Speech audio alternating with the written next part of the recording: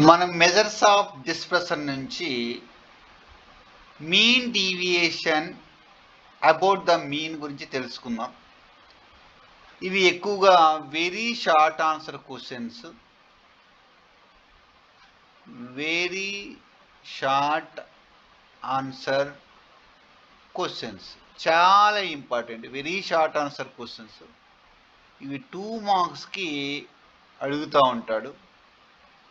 ఇక్కడ మనము find the mean deviation about the mean for the data 38, 70, 48, 40, 42, 55, 63, 46, 40, 54 and 45.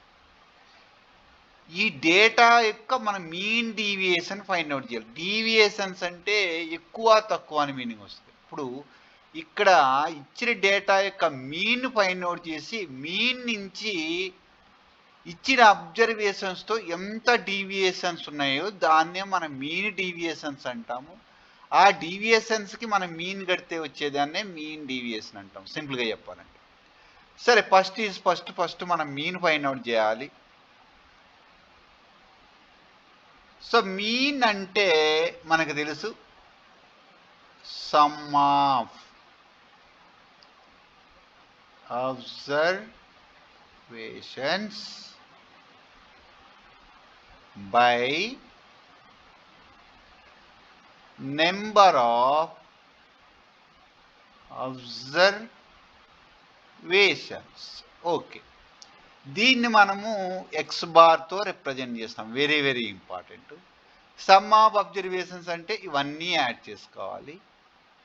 So 38 plus 70 plus 48 plus 40 plus 42 plus 55 plus 63 plus 46 plus 54 plus 44. So ఇక్కడ some of observations అయిపోయిన తర్వాత మన number of అబ్జర్వేషన్స్ను count చేస్తే 1 2 3 4 5 6 7 8 9 10. So 10తో divide చేస్తాం. మీరు ఇవన్నీ కనుక యాడ్ చేస్తే ఎగ్జాక్ట్లీ 50 వస్తుంది, 500 వస్తుంది. సారీ, ఈజ్ డివైడెడ్ బై 10తో డివైడ్ చేస్తే ఈ 0 కట్ అయిపోయి 50. This is my mean. కానీ మనల్ని అడిగింది మీన్ డీవియేషన్. అంటే ఈ మీన్, ఈ అబ్జర్వేషన్స్కి ఉన్న డిఫరెన్సెస్ని మనం గ్యాదర్ చేసి ఆ డేటాని యాడ్ చేసి ఎన్ని డీవియేషన్స్ ఉన్నాయో అన్ని డీవియేషన్స్తో డివైడ్ చేస్తే వచ్చేదాన్ని మనం మీన్ డీవియేషన్ అంటాం. Now going to find the deviations. So ఇక్కడ మనము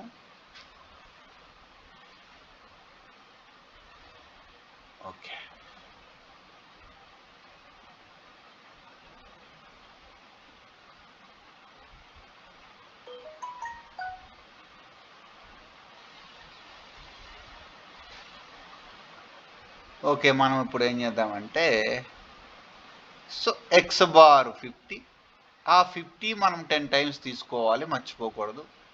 ఎందుకంటే మన దగ్గర 10 అబ్జర్వేషన్స్ ఉన్నాయి, 10 50s ఉండాలి.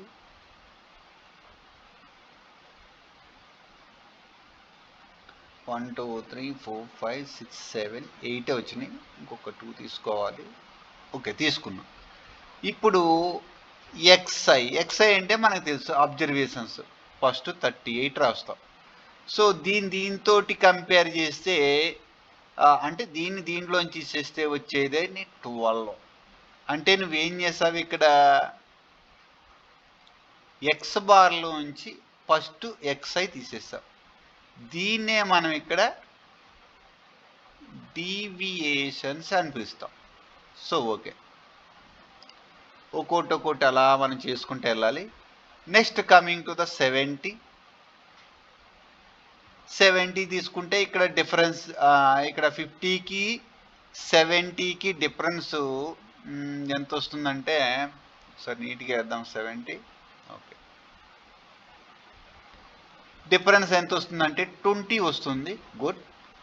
సో ఇక్కడ 20 వచ్చిన తర్వాత 50 మైనస్ 70 మైనస్ 20 అవుతుంది ఇక్కడ. కానీ దీంతో దీన్ని కంపేర్ చేస్తే 20 ఎక్కువ ఉంది మన అబ్జర్వేషన్ అని దాని అర్థం. అంచేతే మన టెక్స్ట్ బుక్లో ఇక్కడ మాడ్యులస్ ఇస్తాడు, అంటే లోన్ ఏదున్నా కానీ పాజిటివ్ అయిపోద్ది. ఇక్కడ మైనసే కానీ దీనివల్ల ప్లస్ అవుతుంది. So okay, now next coming to the 48. So 48 ఇందులో సపరేట్ చేస్తే 2 వస్తుంది. అలాగే 40 తీసుకుంటే దీంతో కంపేర్ చేస్తే 10 వస్తుంది. నెక్స్ట్ 40 తర్వాత 42. సో 42 తీసుకుంటే 8 వస్తుంది డీవియేషన్. 55 తీసుకుంటే 5 వస్తుంది. ఇక్కడ -5 అనుకోకూడదు, డీవియేషన్స్ ఎంత పెరిగింది ఎంత తగ్గింది అన్నదే ఇంపార్టెంట్ ఇక్కడ. అది -5 అయినా +5 అవుతుంది. నెక్స్ట్ కమింగ్ టు 63 తీస్తే ఇక్కడ 13 వస్తుంది. నెక్స్ట్ 46. సో 46 అంటే 4 వస్తుంది. అలాగే 46 తర్వాత 54 అంటే ఇక్కడ మళ్ళీ ఒక 4 వస్తుంది. తర్వాత ఇక్కడ 44 ఉంది కనుక 44 అవుతే ఇక్కడ 6 వస్తుంది.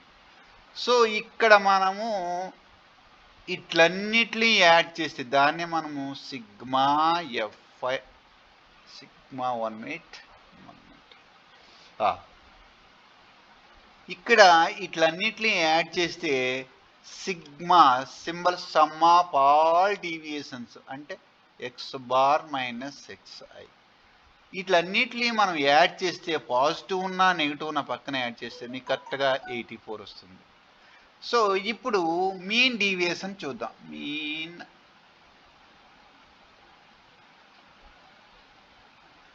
Deviation is equal to sum of all deviations, దాని sigma X bar minus xi అని పిలుస్తాం.